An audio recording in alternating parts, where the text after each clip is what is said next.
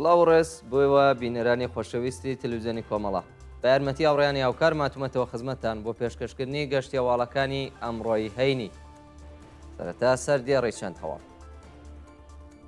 بەرز ڕاگررتنی یادی هومەن عەبدوڵڵاهی لە شاری سنە. درێژەی هەڵمەتی زاگرۆسانە لە مەریوان و دەوروبەری. کۆبوونەوەی بنەماڵەی دادخوازەکانی دێگولان لەسەر مەزاری شادمان ئەحمەدی. دەست بە سەرکردنی سوسان حەسەنزادە لە شاری بۆکان. سەپاندنی کۆمەڵێک تۆمەتی ناڕەوا بەسەر دکتۆر ناسر هێمەتی لە ئاودانان. خۆپێشاندانی خەڵکی باکووری کوردستان دژ بە داگیرکاریەکانی تورکیا. پشتیوانی کۆنفدراسیۆنی سەندیکا کرێکاریەکانی ئیسپانیا لە ڕۆژاوای کوردستان. کۆبوونەوەی خوازیارانی مەسکەنی میلی لە ئەردەبیل و دژایەتی هونەرمەندان و ڕێکخراوە مەدەنیەکانی ئێران لەگەڵ یاسای عیفاف و حیجاب.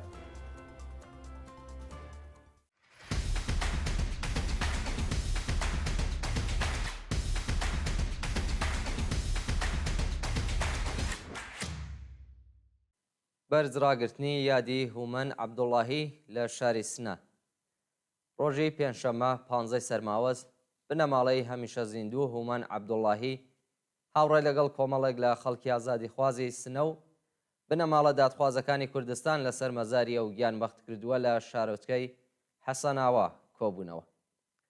لەو مەراسمەدا بەشدار بووان وێڕای ڕێزلێنان لە یادی هەموو گیانبەخت کردوانی ڕێگای ئازادی پەیمانیان لەگەڵ ئاواتەکانیان نوێ کردەوە. ئارەزوو حسێنی دایکی هومەن عەبدوڵڵاهی لە پەیامێکدا وتی ڕۆڵەکانیان داعش ئاسا لەلایەن بەکرێگیراوانی کۆماری ئیسلامیەوە کوژراون و ئەبێ بنەماڵە دادخوازەکانی کوردستان و ئێران یەکگرتوو بن و پێداگری بکەن لەسەر سزادانی تاوانباران. ئارەزوو حسێنی هەروەها سەپاندنی سزای سێدارەی بەسەر پەخشان عەزیزی و ریشە مورادی بە توندی شەرمەزار کرد و خوازیاری یەکڕێزی ئازادی خوازان و دادخوازان بۆ هەڵوەشانەوەی سزای سێدارەیە و دووبەندکراوە سیاسیە و ئازادیان لە زیندان بوو. لە کۆتاییدا بەشداربووان دروشمەکانی کاک هومەن قارەمانە شەهیدی کوردستانە، هەتا کوردێک بمێنێ کوردستانیش دەمێنێ، شەهید نامرێ ژن ژیان ئازادی و کوردستان گۆڕستانی فاشیستانیان بەرز کردەوە. درێژەی هەڵمەتی زاگرۆسانە لە مەریوان و دەوروبەری.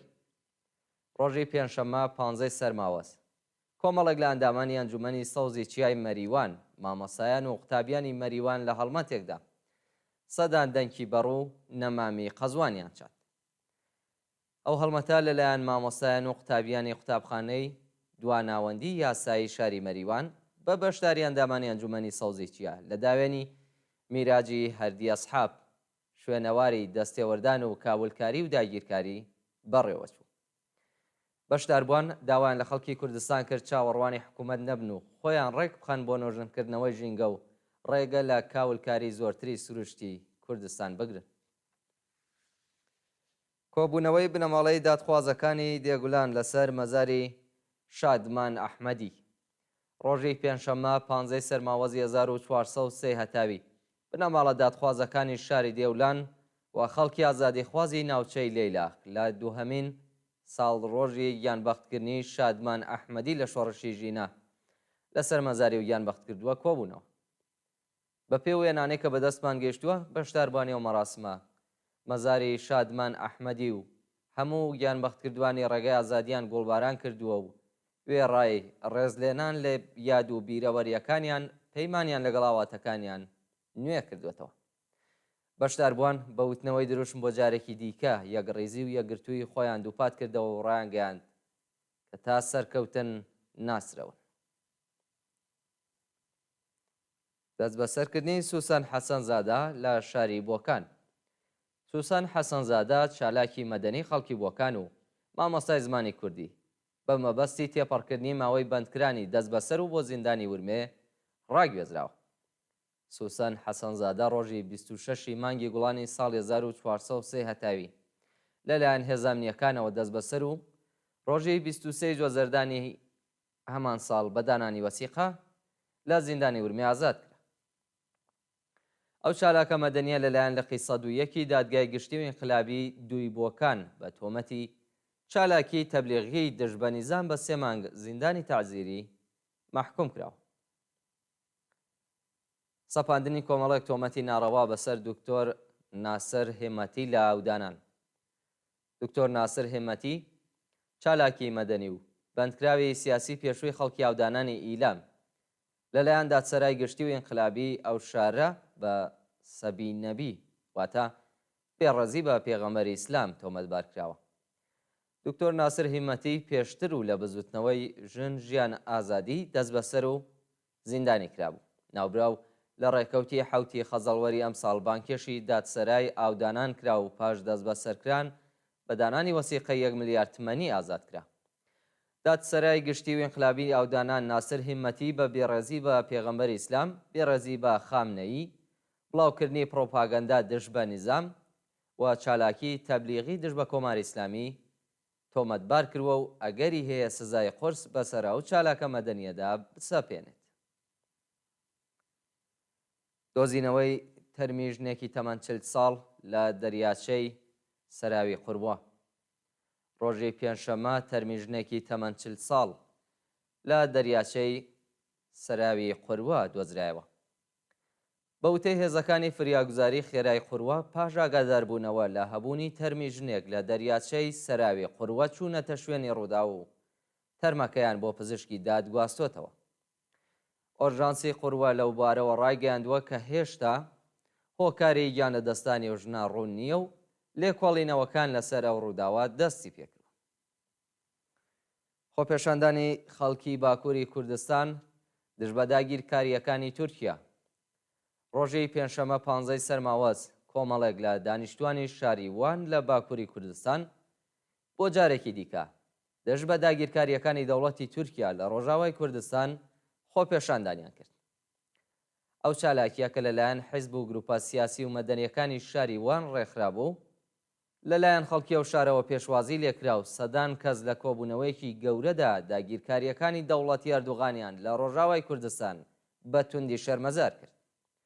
خۆپێشاندەران خوازیاری ڕاگررتنی ێرشی گروپە ئیسلامگەراکانی سەر بە تورکیا بۆ سەرشارەکانی ڕۆژاوای کوردستان و پشتیوانەی کۆمەلگای جیهانی لە خۆبەڕێوەبەرایەتی باکوور و باکووری ڕۆژهەڵاتی سووریا بوون.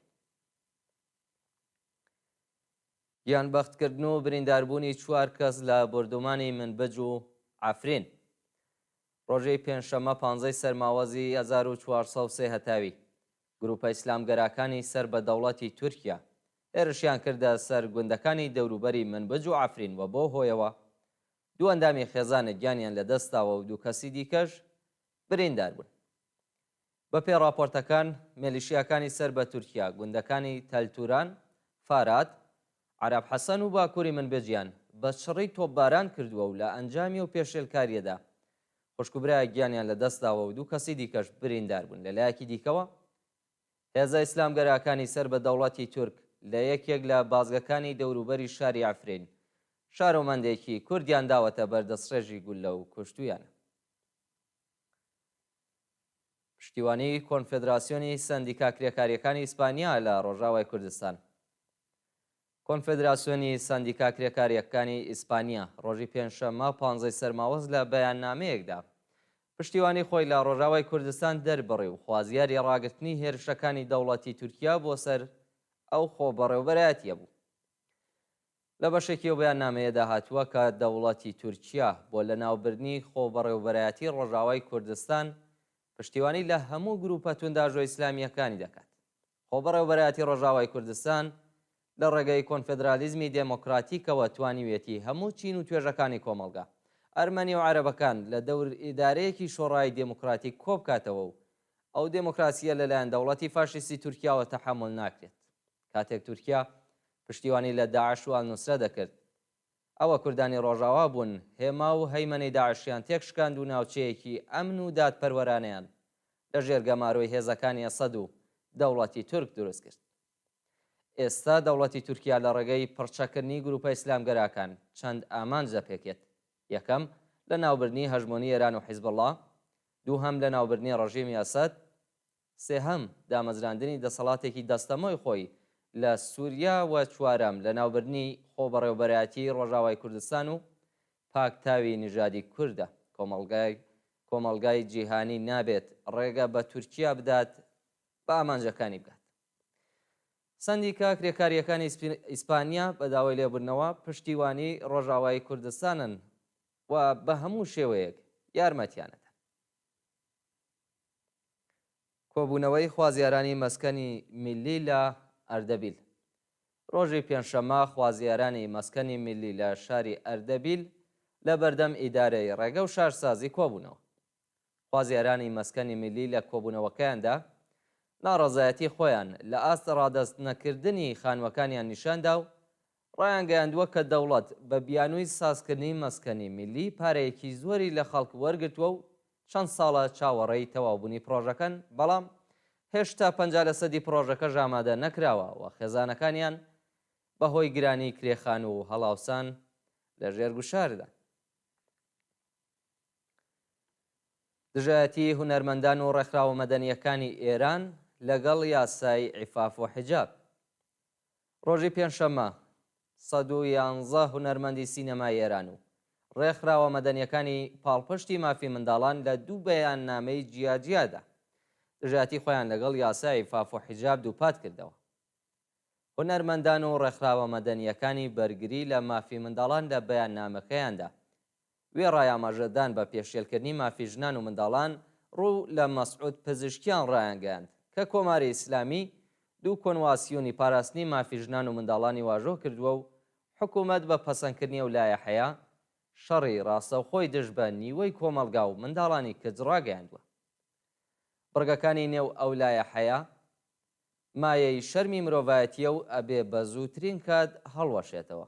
کۆمەلگای ئێران پاش بزوتنەوەی ژن ژیان ئازادی چیتر ناگەڕێتە دواوە و پاشەکشە لە داخوازی و مافەڕەواکانی ناکات.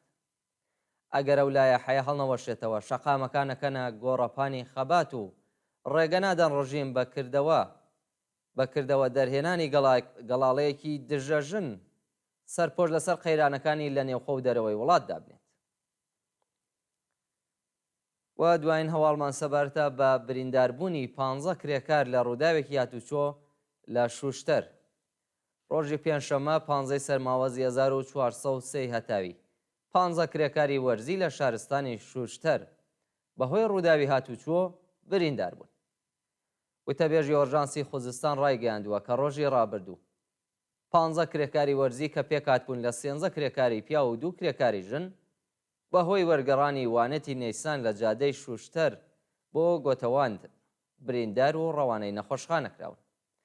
ناوبراو هەروەها وتی دۆخی تەندروستی بریندارەکان جێگیرە و لە ژێر چاودێری پزیشکیدا. وەڵەوی نەرانی خۆشەویست گەشتیاواڵەکانی ئەمڕۆتان پێشکەش کرا. کات و ساتێکی خۆش بۆ هەموو لایتان.